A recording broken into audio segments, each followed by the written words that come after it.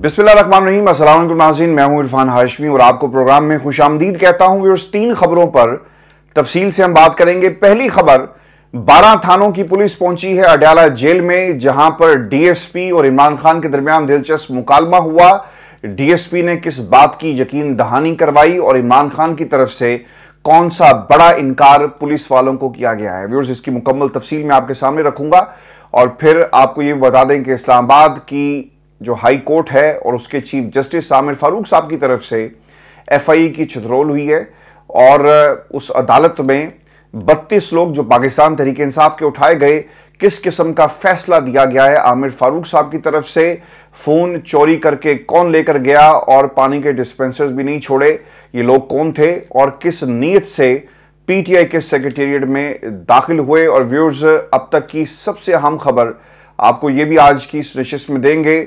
अमरीका का एक रद्द-ए-अमल आया है रऊफ हसन की गिरफ्तारी के हवाले से और अमरीकी महकमा खारजा के जो तर्जुमान हैं मैथ्यू मिलर, उन्होंने किन अल्फाज में इस गिरफ्तारी की बाकायदा जो है मुजम्मत की है। व्यूअर्स, सबसे अहम खबर, इमरान खान का फोरेंसिक टेस्ट देने से इनकार और 9वीं मुकदमात तफ्तीश का पहला मरहला मुकम्मल कर लिया गया है। इमरान खान से जी लाहौर पुलिस की तफ्तीश का पहला मरहला मुकम्मल हो गया है और लाहौर में जो 9 मई के 12 मुकदमात दर्ज थे, इन पर तफ्तीश करने के लिए 12 थानों की पुलिस पहुंची है और इमरान खान से मुख्तलिफ किस्म के सवालात किए गए। खान साहब ने जी बहुत सारे ऐसे सवालात थे जिनका जवाब देने से मुकम्मल तौर पर इनकार कर दिया और ये कहा कि मुझे आप पर एतबार नहीं है। पंजाब पुलिस हो और उसके ऊपर आप एतबार करें, ये हो नहीं सकता। और जो पाकिस्तान तहरीक इंसाफ की पिछले 3 बरस की हिस्ट्री है, उसमें बर्बरियत और फस्तायत जो टूल के तौर पे इस्तेमाल महकमा हुआ पंजाब का, ब्यूरोक्रेसी का, वो पंजाब पुलिस थी। हमने 23 मई को भी देखा कि पंजाब में डॉक्टर यास्मीन राशिद की गाड़ी का क्या हाल किया गया, लोगों को पकड़ पकड़ कर मारा गया और जो लॉन्ग मार्च था इस्लामाबाद की तरफ, उसे किस तरह पंजाब में रोकने की कोशिश की गई, खंदकें तक खोदी गई, रास्ते तक जो है तबाह किए गए, लोगों को पकड़ पकड़ कर रावी के पुल से नीचे फेंका गया। बहुत सारे लोग पाकिस्तान तहरीक इंसाफ के इस जंग के अंदर अपनी जिंदगी की बाजी हार गए और हमने पंजाब पुलिस को सब कुछ करते हुए देखा। इंक्वायरी नहीं हुई, पंजाब पुलिस वही सब कुछ करती रही। अगर रोका जाता तो शायद बात आगे ना बढ़ती। फिर व्यूअर्स, ये भी हमने देखा कि जमान पाक पर पुलिस की तरफ से धावा बोला गया और एक दफ़ा नहीं, मुतादिद दफ़ा झड़पें हुई हैं जमान पाक के बाहर। तो ये जो ट्रैक रिकॉर्ड है पंजाब पुलिस का इमरान खान और उनकी जमात के साथ, तो इस बुनियाद पर पाकिस्तान तहरीक इंसाफ के बानी चेयरमैन और बानी कायद इमरान खान ने इनकार कर दिया है उन तमाम सवालों का जवाब देने से और ये कहा कि मुझे पुलिस पर एतबार नहीं है। तफ्तीशी अफसर ने इमरान खान को मुखातिब करते हुए कहा कि सर, आप ताउन करें और मैं यकीन दिलाता हूं कि आपके साथ हम इंसाफ करेंगे। अब डीएसपी रैंक का बंदा जावेद आसिफ, मुझे उनकी नीयत पे शक नहीं है और ना ही मैं उन्हें एक्यूज कर रहा हूं, लेकिन इनकी क्या हैसियत है इस निज़ाम के अंदर जहां पे बहुत बड़े बड़े फिरौन बैठे हुए हैं जो इमरान खान को, उनकी जमात को, उनके फॉलोअर्स को, उनके मीडिया कोऑर्डिनेटर्स को, उनके तर्जुमानों को आप अंदर करने के लिए एक कैंपेन चलाएं, अंदर करें, इंतशारी टोले का नाम दिया जाए। तो फिर किस तरह से जो हुकूमत वक्त कह रही है ना, मरियम की जुबान से आपने सुना होगा कि ये इंतशारी टोला, तो आप किस तरह से ये एक्सपेक्ट कर सकते हैं कि चाहे वो जावेद आसिफ साहब हों या फिर कोई और डीएसपी हो, वो इमरान खान के साथ इंसाफ करेगा। डीएसपी जावेद आसिफ की यकीन दहानी पर इमरान खान ने 15 मिनट तक सवालात के जवाबात दिए। इमरान खान ने पंजाब फोरेंसिक की जो टीम पहुंची थी, उनके माहिरीन उनके साथ थे। 3 टेस्ट करने के लिए वो आए थे जी। एक उसमें वॉइस मैचिंग का है, इसके अलावा कोई पॉलीग्राफ है और फिर एक वो 2D 3D डायमेंशनल एक पूरे का पूरा एक टेस्ट होता है जिसका इमरान खान से क्या ताल्लुक है, ये सवाल और जो उनकी तरफ से रखा गया इमरान खान के सामने मुझे समझ में नहीं आया। लेकिन खान साहब ने इन तमाम लोगों को इनकार कर दिया और इमरान खान का ये कहना था कि मैं आपके अलावा बहुत सारे दीगर इदारे भी ऐसे हैं जिनके इदारों के मैं ज़ेरे तफ्तीश हूँ, फ़िलहाल कोई जो टेस्ट है मैं नहीं करवाऊँगा और इस हवाले से बाद में पुलिस जो है उनको मजीद वक्त दिया जाएगा। ये इमरान खान ने उनको कहकर जो इनकार कर दिया। तफ्तीश का जी पहला मरहला मुकम्मल होने पर लाहौर पुलिस की तफ्तीशी टीम अडयाला जेल से रवाना हो गई। तफ्तीश महज वक्त का ज़िया है, ये मैं आपको आगे चलकर बता दूँ। लेकिन व्यूअर्स, एक चीज़ मैं आपको इस खबर के हवाले से बता दूँ और वो खबरें जो इमरान खान से जुड़ी हुई हैं। पाकिस्तान के मीडिया मालकान को ये स्टैंडिंग ऑर्डर्स हैं कि अब आपने इमरान खान या उनकी जमात के हवाले से किसी किस्म का बयानिया अपनी टेलीविजन स्क्रीन के ऊपर चलने नहीं देना, चाहे वो काशिफ अब्बासी साहब हो, चाहे वो पाकिस्तान के अंदर इंडिपेंडेंट सहाफ़ी हो, मतीउल्लाह जान हो, या फिर अशर शरीफ जैसे बहुत सारे लोग हो जो सच और जो आइन और कानून की बात है वो करते हैं, जो उनके साथ खड़े हैं। अब उनके बयानिए को इन प्रोग्राम्स में जिस तरह से पेश किया जाता है ये नहीं चलेंगे। इसके साथ साथ शहजाद इकबाल के प्रोग्राम के हवाले से भी कुछ लोगों ने तहफ़्फ़ुज़ात का इजहार किया। जियो के ऊपर अगर कोई प्रोग्राम देखने वाला है वो यकीनन शहजाद इकबाल का है, और मैं पर्सनली उस प्रोग्राम को बहुत पसंद करता हूँ, क्योंकि जो सवालात हैं वो मेरिट पर होते हैं। इसीलिए शायद ये लोग जो है शहजाद इकबाल समेत बहुत सारे जो सहाफ़ी उनको पसंद नहीं करते, इसीलिए ये ऑर्डर्स दिए गए कि कोई भी अब पाकिस्तान के टेलीविज़न चैनल्स के ऊपर इस बयानी को आगे नहीं बढ़ाएगा। इसीलिए पाकिस्तान के टेलीविज़न चैनल्स के ऊपर जो वेबसाइट्स हैं वहाँ पर ख़बरें पूरी तरह इमरान खान की रिपोर्ट नहीं होती। बहुत दफ़ा जी ऐसा हुआ है कि जियो ने भी इमरान खान की तस्वीर को चलाया और उसके बाद एक बहुत बड़ा तूफ़ान भी आया। और अगर आप ना एक्सप्रेस की वेबसाइट पर जाकर देखें तो इमरान खान ने इवन के जनरल आसिम मुनीर साहब का नाम लेकर जो बातें कही वो भी इन्होंने रिपोर्ट की, लेकिन पिछले कुछ अरसे से यहाँ पर भी आपको इमरान खान का नाम जो है वो नज़र नहीं आएगा। इसका मतलब ये हुआ कि किसी ने कुछ जो ट्यूनिंग की है अपने हिसाब से और सॉफ्टवेयर अपडेट करने की कोशिश की है। व्यूअर्स, ये जो तफ्तीश है ना, ये एक तरह से ना वक्त का ज़िया है। इमरान खान बार बार कह चुके कि एहतजाज का मकसद सिर्फ पुरअमन एहतजाज था। सलमान अकरम राजा साहब ने भी कहा कि पुरअमन एहतजाज कहीं भी किया जा सकता है, और फिर बार बार तफ्तीश से क्या हासिल किया जा रहा है। गुज़श्ता साल से तफ्तीश की जा रही है, पुलिस को अब तक क्यों कुछ मिल नहीं सका। आपको याद है ना कि एक तफ्तीश लाहौर में भी हुई थी जिसमें एक साहब बैठे हुए थे, तो इमरान खान के ऊपर एक और मुकदमा बना दिया गया कि इमरान खान ने तफ्तीशी अफसर को धमकी लगाई, और इमरान खान ने ये कहा, जो मुबैना तौर पर जो इमरान खान से चीज़ मंसूब की गई कि सारा वक्त ऐसा नहीं रहता और तुम्हें अपनी वर्दी का बड़ा मान है, याद रखना कि मैं वापस आऊँगा तो फिर तुम क्या करोगे। तो फिर इमरान खान के ऊपर एक और मुकदमा बना दिया गया। व्यूअर्स, जो जिलानी साहब थे, जो फॉरेन ऑफिस वाले, उनको भी इस खेल के अंदर शामिल किया गया। और एक निगरानों ने, अगर आपको याद हो, काकड़ साहब के दौर में एक JIT बनाई गई थी कि वो जल्द से जल्द अपनी रिपोर्ट जो है वो पेश करेगी। फिर उसके बाद क्या हुआ, अगर आप ना उस वक्त के जो बयानात हैं उन्हें निकाल कर अगर आप देखें तो राना सनाउल्लाह साहब ये कहते रहे कि जो JIT बनाई गई है कुछ नहीं है इसके अंदर, और इमरान खान को सज़ा देने के हवाले से जो सबूत हैं वो काफ़ी नहीं है। लेकिन आज आपके सामने ये तमाम लोग तगड़े होकर पाकिस्तान की अदालतों के हवाले से बयानात देते हैं, और 1.5 बरस आपको लग गया, अभी तक वो सबूत नहीं है। और आज भी आपको इमरान खान के एक बयान के ऊपर जो है वो अपना बयानिया खड़ा करना पड़ रहा है जो उन्होंने नहीं दिया, जो कंट्रोवर्शियल है। खान साहब ने ये नहीं कहा कि GHQ मैंने लोगों को भेजा, इसकी बाकायदा तौर पे तरदीद आ गई। कुछ सहाफ़ी कहते हैं कि दी और कुछ सहाफ़ी कहते हैं नहीं। ये जो GTV के जी एक सहाफ़ी थे जो इमरान खान के हवाले से एक केस के अंदर मुद्दई बन गए, तो अब पाकिस्तान की आवाम भी ये सवाल करेगी ना कि आपके पास क्या सबूत है कि इमरान खान ने ये बात कही। तो लिहाजा जो टेलीविज़न का किरदार है, जो मैंने इतनी लंबी तमहीद बांधी पाकिस्तान के अंदर, अब ये मशकूक होता जा रहा है। और इसकी बहुत सारी मिसालें आपको इमरान खान के मामले में आपको मिलेंगी। पुलिस को अब तक क्यों कुछ नहीं मिल सका। तफ्तीश का मकसद जी सिर्फ रिमांड में मज़ीद इजाफा है। कुछ ही दिन में अल-कादिर ट्रस्ट केस ट्रायल ख़त्म हो जाना है, और इसमें अगर सज़ा हुई तो बात हाई कोर्ट अपीलों तक जाएगी, और फिर 9 मई केसेस में ट्रायल शुरू होगा। 9 मई केसेस में किसी भी झैली अदालत से सज़ा दिलवाई जाएगी, और फिर बात हाई कोर्ट तक पहुँचेगी। और ये सारी की सारी जो एक्सरसाइज है, कम से कम 6 से 8 माह का आपको वक्त चाहिए इस पूरी एक्सरसाइज को मुकम्मल करने के लिए। व्यूअर्स, हालात अगले साल एक्सटेंशन तक इसी तरह करवट जो हैं वो बदलते रहेंगे। नवंबर में आर्मी चीफ साहब की एक रिटायरमेंट है, फिर देखना ये होगा। मैं हमेशा ये कहता हूँ कि पाकिस्तान में आज ये अक्टूबर की रिटायरमेंट का जिक्र अगर ख्वाजा आसिफ साहब कर रहे हैं तो यकीनन पाकिस्तान के अंदर कुछ लोग नवंबर की रिटायरमेंट का भी जो है वो बगौर जायज़ा ले रहे हैं। देखना ये होगा कि शरीफ ख़ानदान एक्सटेंशन देता है या फिर एक नए आर्मी चीफ की तकर्री के लिए जो है वो लोग अपने घोड़े दौड़ाएंगे। और पाकिस्तान पीपल्स पार्टी एक बहुत बड़ी स्टेक होल्डर है। अगर आर्मी चीफ उनकी मर्ज़ी का आ गया तो यकीनन पाकिस्तान पीपल्स पार्टी ये चाहेगी और फिर तोसी का मामला नून लीग किसके साथ खड़ी होती है ये भी देखना होगा। तो नवंबर तक हालात मुझे कम से कम जो है पाकिस्तान के सियासी मंजरनामे पर इसी तरह आगे बढ़ते हुए नजर आ रहे हैं। और फिर दूसरी अहम खबर आपको दे दें कि रऊफ हसन साहब की गिरफ्तारी, अमेरिका का इसमें बाकायदा तौर पर रद्द-ए-अमल सामने आ गया है। तर्जुमान है जी अमेरिकी महकमा खारजा के मैथ्यू मिलर ने वाशिंगटन में प्रेस ब्रीफिंग के दौरान कहा कि हमने पाकिस्तान तहरीक इंसाफ के रहनुमाओं की गिरफ्तारी की रिपोर्ट्स देखी। अपोजिशन लीडर्स की गिरफ्तारी पर मुझे हमेशा से तशवीश रहती है, यानी अमेरिका को तशवीश रहती है।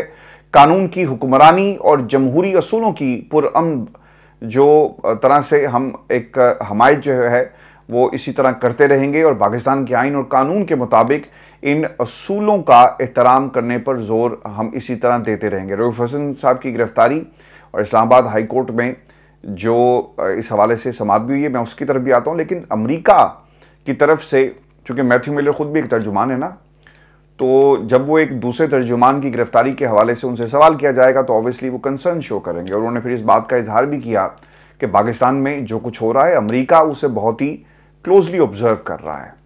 विर्स याद रखिएगा कि मौजूदा हालात यानी जो बाइडन हुकूमत है, आपने अमेरिकी जो ऐवान नुमाइंदगान है वहाँ से करारदाद को आते हुए देखा। अब इलेक्शन अगर ट्रंप साहब जीत गए और जो कुछ ट्रंप के साथ हुआ, अगर थोड़ा सा आप एक कंपैरेटिव एनालिसिस करें, इमरान खान साहब के साथ भी वही कुछ हुआ।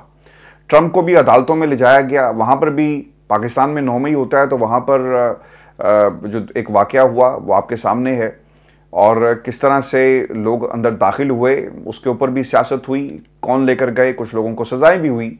और फिर ट्रंप के ऊपर भी कातलाना हमला हुआ और इमरान खान पर भी कातलाना हमला हुआ। ट्रंप को भी अदालतों में खींचा गया, इमरान खान को अभी तक अदालतों में रखा हुआ है और केसेस इमरान खान के, बल्कि खान साहब तो खैर जेल में भी गए। तो ट्रंप के साथ जो कुछ हुआ वो इमरान खान के साथ भी हो रहा है। अब इमरान खान ऑब्वियसली दुनिया के मकबूल तरीन लीडर हैं और ट्रंप के दौर में इमरान खान ने अमेरिका का दौरा किया और एक जीते हुए यानी सिकंदर आजम वाली आपको एक लुक आएगी जब इमरान खान साहब चल रहे थे, जैसे कोई फातेह होता है और अमेरिका की आंखों में आंखें डालकर, ट्रंप की आंखों में आंखें डालकर पाकिस्तान का मुकदमा जो है वो उन्होंने अमेरिका में लड़ा।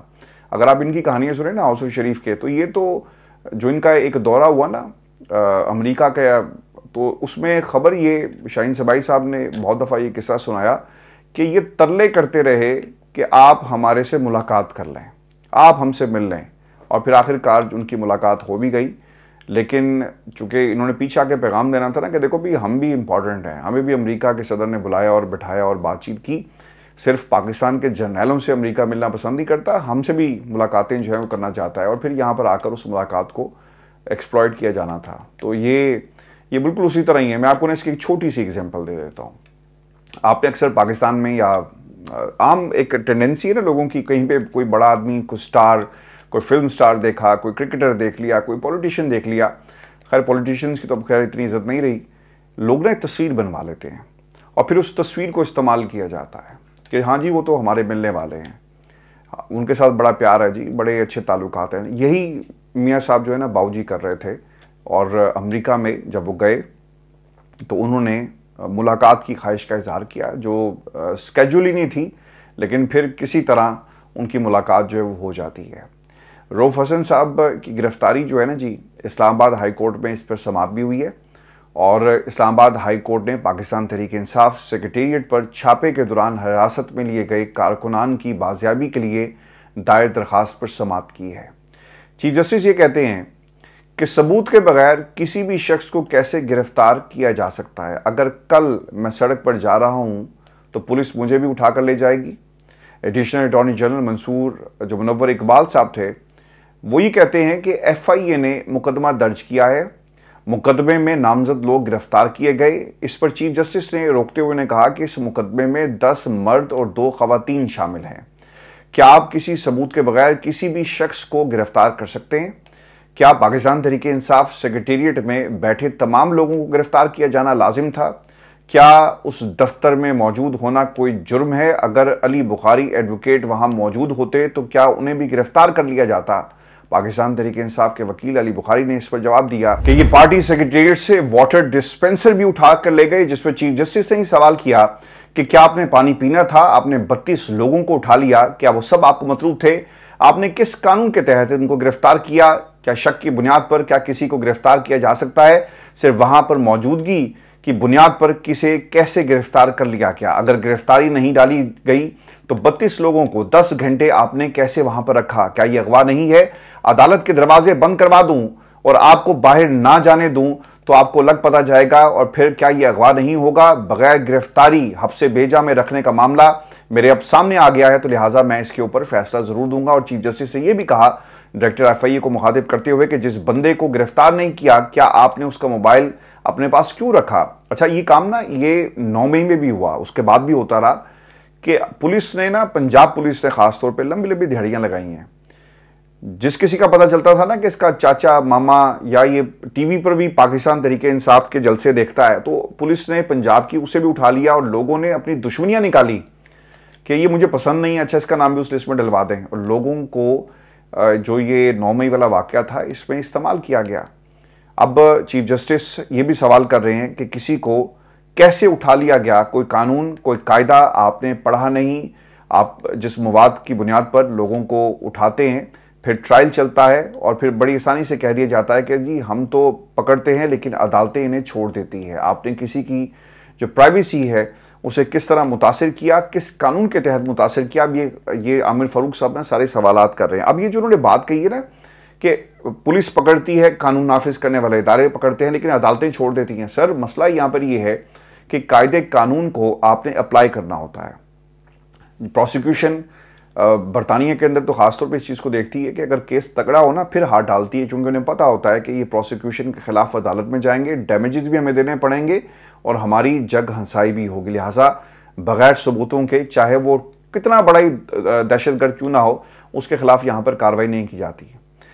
फिर आमिर फारूक साहब ये भी कहते हैं कि आपको पता है कि किसी की प्रॉपर्टी अपने पास रखना चोरी है। जिन लोगों की जो चीज़ें हैं उनको वापस करें, कोई कायदा कानून देखें कि आपको कानून का पता है या नहीं।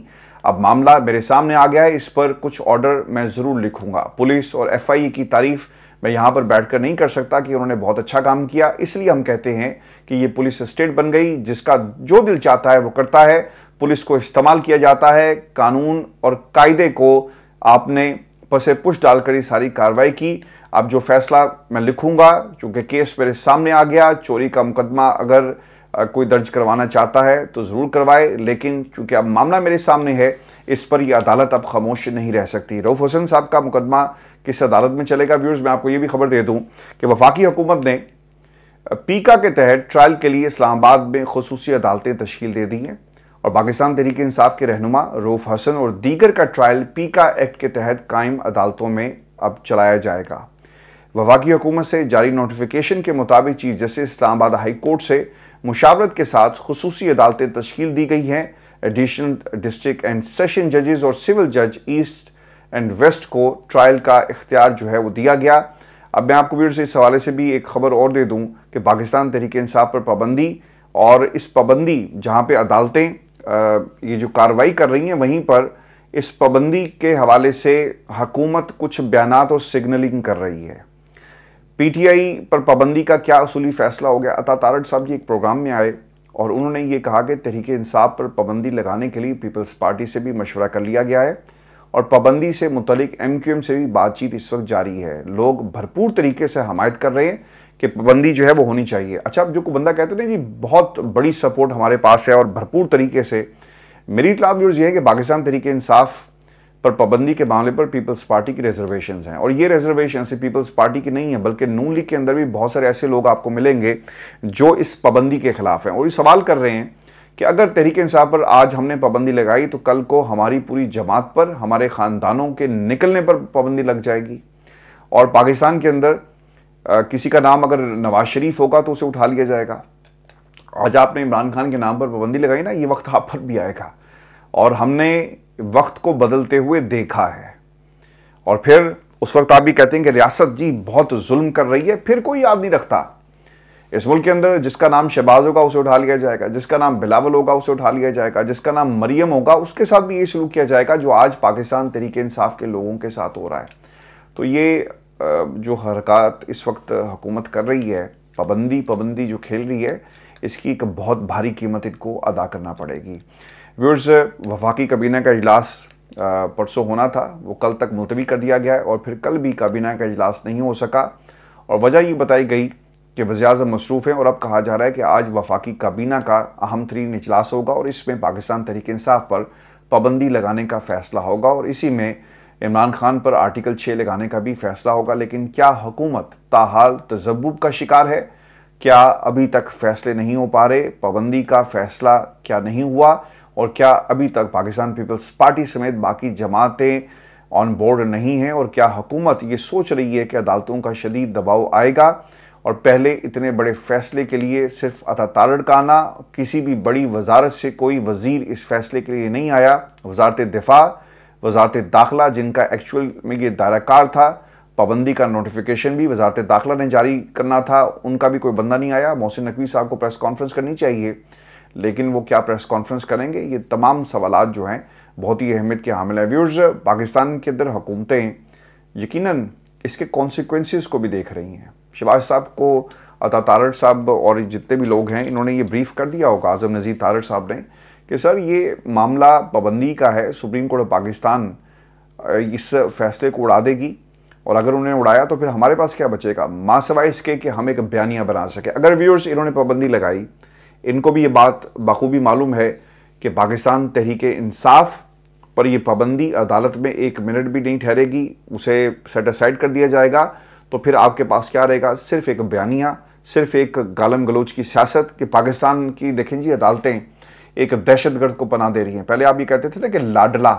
और साथ साथ ये कहा जाएगा कि एक दहशतगर्द तंजीम को पनाह पाकिस्तान की अदालतें दे रही हैं। हमारी सियासत के अंदर इतनी नफरत, और पाकिस्तान, आप कहते हैं ना कि पाकिस्तान तहरीक-ए-इंसाफ ने ये नफरतों का आगाज़ किया, जितनी नफरत पाकिस्तान मुस्लिम लीग नून ने पिछले 3 वर्षों में, बल्कि उससे पहले पाकिस्तान के सियासी मंजरनामे पर जो है एक तरह से पैदा की है ये नफरत, ये किसी जमात ने नहीं की।